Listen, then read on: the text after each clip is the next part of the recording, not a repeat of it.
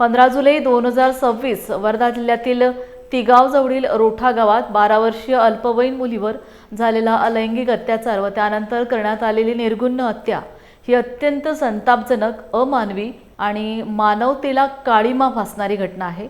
या घटनेमुळे संपूर्ण वर्धा जिल्ह्यासह राज्यभर संतापाची लाट निर्माण झाली असून महिला व बालिकांच्या सुरक्षेबाबत गंभीर प्रश्न निर्माण झाले आहेत। या पार्श्वभूमीवर बहुजन समाज पार्टीने मोर्चा काढून या घटनेचा निषेध करीत आरोपी विरुद्ध कठोर कार्यवाही करण्याची मागणी राज्य शासनाकडे केली।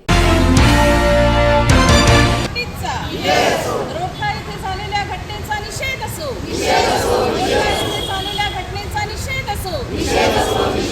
बलात्काराला फाशीची शिक्षा झालीच पाहिजे। बलात्काराला फाशीची। बहुजन समाज पार्टी महाराष्ट्र प्रदेशच्या वतीनं व वर्धा जिल्ह्याच्या वतीनं आज इथे आम्ही कलेक्टर ऑफिसला इथे आलेलो आहोत।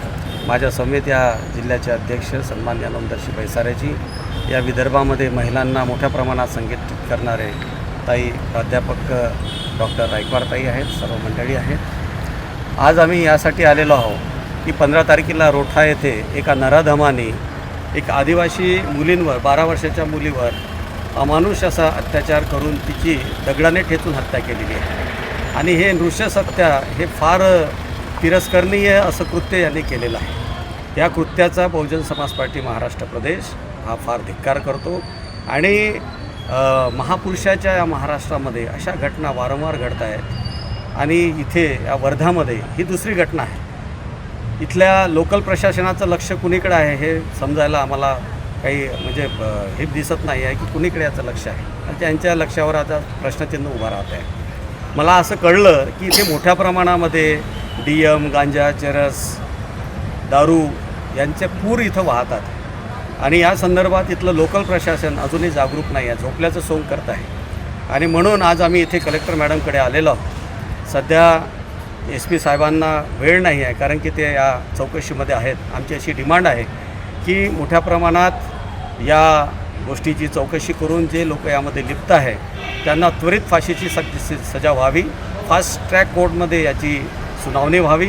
पण यासोबतच आमची अशी डिमांड आहे की इथल्या लोकल प्रशासनाने सर्वपक्षीय बैठक बोलावून त्यांचे प्रतिनिधी बोलावून या जिल्ह्यामध्ये काय समस्या आहेत, कुठे काय होतो आहे आणि त्याचसोबत पोस्कोसारखे केसेस इथं घडत आहे, लहान मुलींवर अत्याचार होत आहे, त्याची एक कमिटी बनवून तळागाळातल्या महिलांना त्यामध्ये नेमणूक करून त्या समितीमध्ये जर त्यांना घेतलं तर हे होणारे जे अन्याय आहे हे कुठेतरी कमी होतील आणि समाजात होणाऱ्या या सगळ्या गोष्टीवर कुठे ना कुठे प्रतिबंध होईल असं मला वाटते।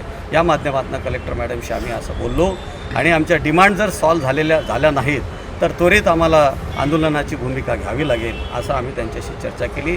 काही दिवसातच SP साहेब आणि कलेक्टर मॅडमशी आम्ही पक्षाच्या संदर्भात एक बैठक घेण्याचं ठरवलेलं आहे। तर या 15 ते 20 दिवसामध्ये या गोष्टीवर काय होतं, कुठपर्यंत चौकशी चालते आणि कोणत्या प्रकारचं प्रशासन भूमिका घेते त्याच्यावर आमचं लक्ष राहणार आहे। त्यासाठीच आम्ही इथे आलो। धन्यवाद। जय